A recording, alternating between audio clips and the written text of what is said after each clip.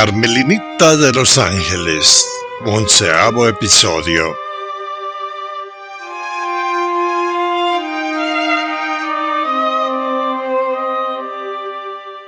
En la pequeña hacienda de la Carmelinita de los Ángeles, los meses pasaron volando.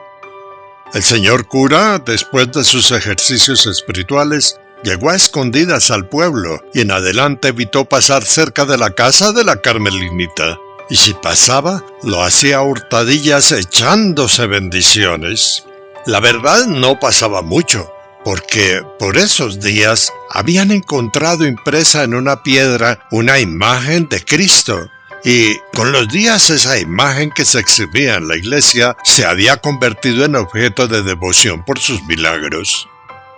Las gentes de diferentes lugares comenzaron a llegar a Sopó en busca de los favores de la respetable imagen. Y con esto, el señor cura mantenía muy ocupado. Por esos días, la Gabriela, la langaruta desdichada, había mejorado. Y aunque seguía flacuchenta, de su rostro había desaparecido la amargura. Ahora sonreía mucho, vistiendo las ropas que Carmelinita le había dado. Los vestidos que ella cuidaba mucho.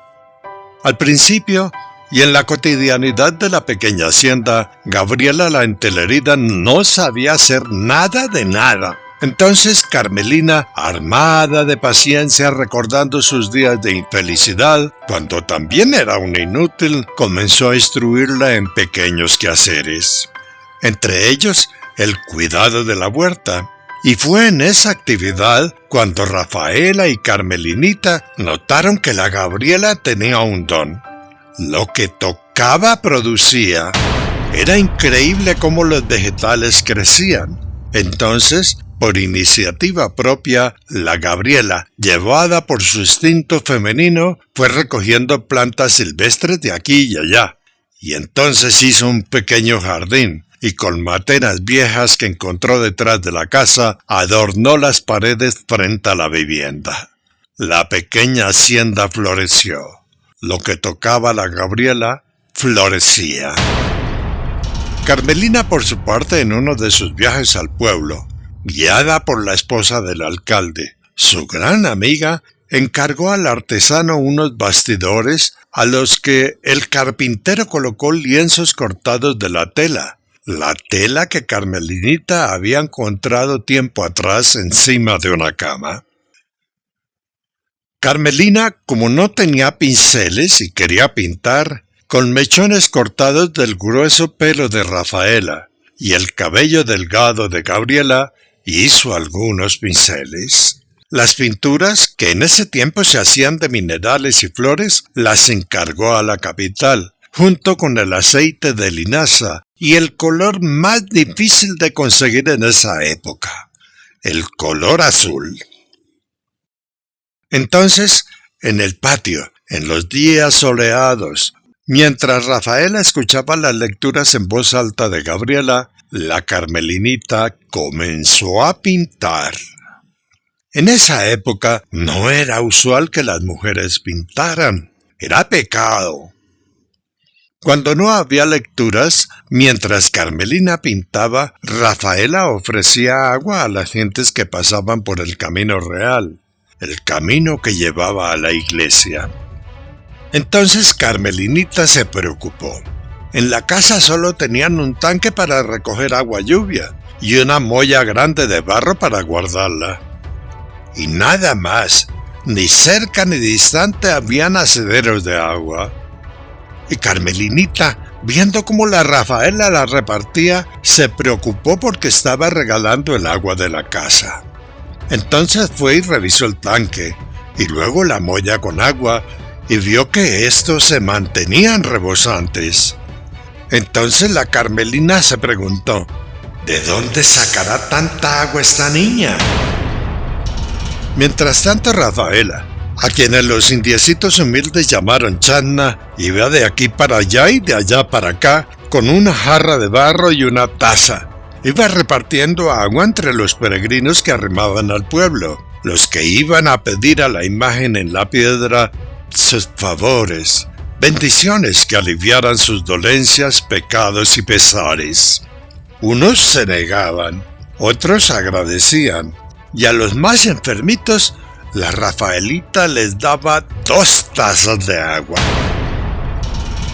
Carmelina mirándola pensó nuevamente, ¿de dónde sacará tanta agua? No voy a preguntar, no voy a preguntar. Por esos días, la Carmelinita y Rafaela notaron que la entelerida Gabriela, que ya tenía el rostro rosadito, se desaparecía, se perdía. Y entonces un día que no la encontraban, fueron detrás de la casa a donde estaba el cultivo de trigo. El cultivo que ellas habían sembrado con las semillas que dejaron en un bulto los caballeros bonitos. Entonces, aterradas vieron que la Gabriela danzaba alrededor del trigal.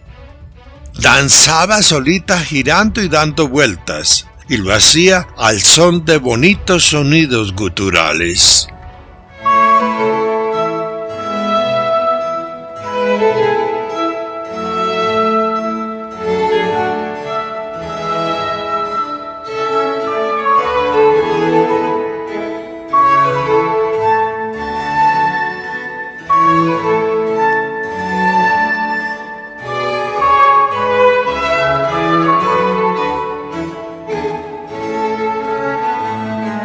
La Gabriela entelerida no bailaba. No, señor. Danzaba con elegancia y ademanes propios de los nobles. Sus movimientos eran tan distinguidos que Carmelina y Rafaela, cuando la descubrieron, en medio de risas y alegrías, comenzaron a imitarla. En esos momentos, alrededor del trigal, las risas y alegrías imperaban. Las tragedias del pasado desaparecían y una nueva libertad se engrandecía. Y cosa rara, las espigas del trigal llevadas por el viento parecían moverse al mismo ritmo de la danza. Las 3 mujeres habían descubierto el poder de la danza y de los sonidos guturales. Una clave ha sido dada. Unos días después, el trigal maduró. Las espigas de trigo doradas como el sol estaban tan cargadas de granos que algunas se doblaban por el peso, cosa muy rara y milagrosa en esa época. Entonces, ayudadas por lo que habían leído meses atrás en su libro sobre el pan, las 3 jóvenes cosecharon, trillaron y luego, en el molino que habían dejado en el portón de la hacienda y que nadie reclamó, pacientemente molieron los granos y sacaron una buena cantidad de harina. Demasiada harina para lo que necesitaban. Entonces tuvieron que comprar lonas para empacar y la salita de la casa, la que tenía la mesita vieja, se llenó de harina. Después de la molienda, guiadas por Rafaela, la niña indígena, que como cosa rara parecía saber de todo, comenzaron a hacer pan en el horno viejo al lado de la cocina. El horno de barro que habían reparado los primeros señores bonitos y de finas vestiduras.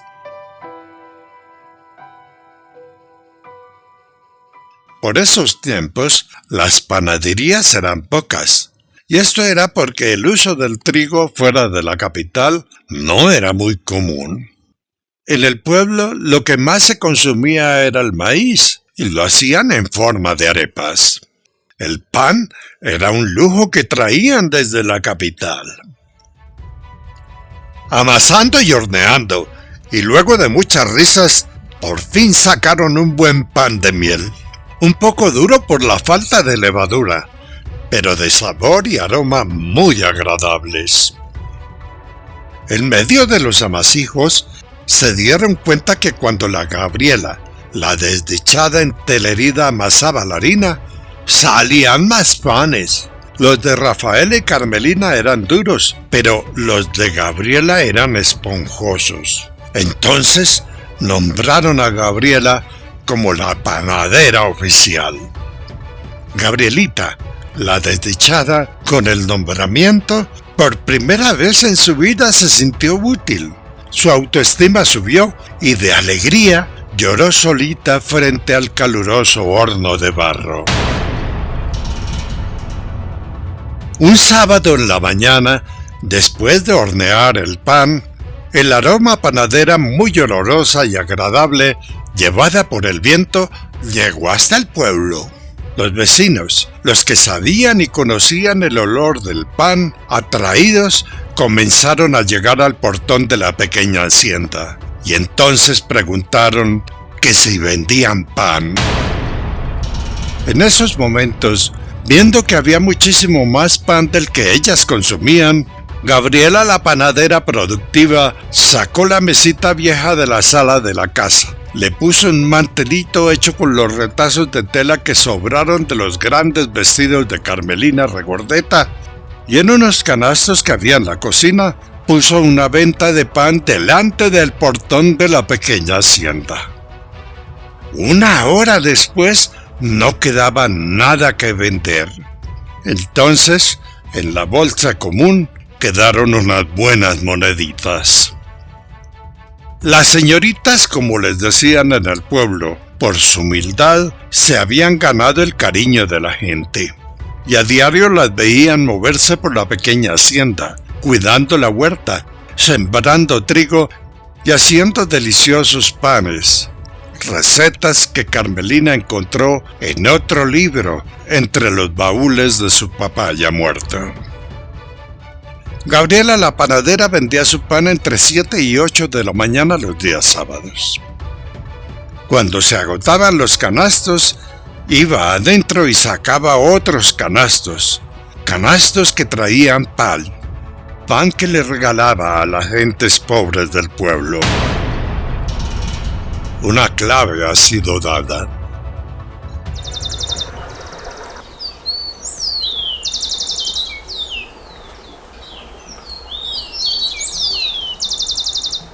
En las tardes soleadas de Sopó, a la Carmelinita se la veía pintando hermosos cuadros, y esos cuadros también los vendía.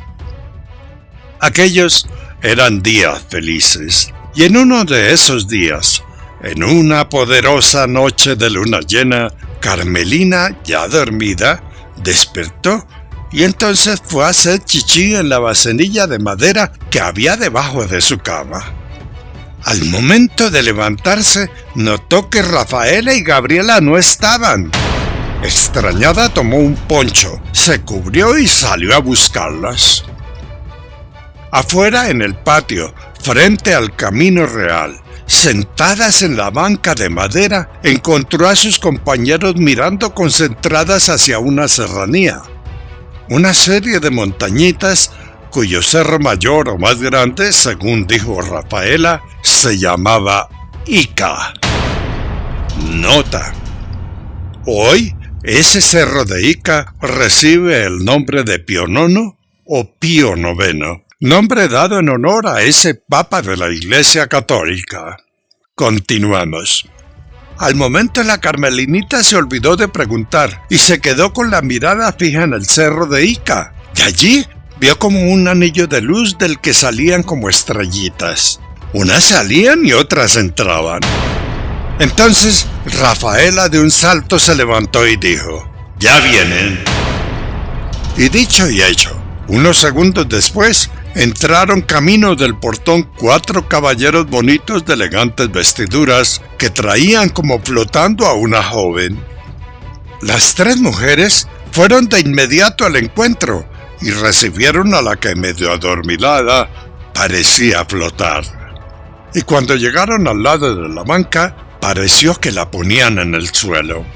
Al momento Rafaela y Gabriela, agarrándola para que no se fuera a caer, la llevaron caminando hasta la habitación desocupada y allí la acostaron. Entonces, al alumbrarla con la luz de una vela de cebo recién prendida, Gabriela, viendo el rostro de la joven, dijo: «¡Es japonesa!». Rafaela, la niña indígena a quien llamaron Channa, la que parecía saberlo todo, frente al rostro de la recién llegada, asintiendo saludó: «Okai nasai». Bienvenida a casa.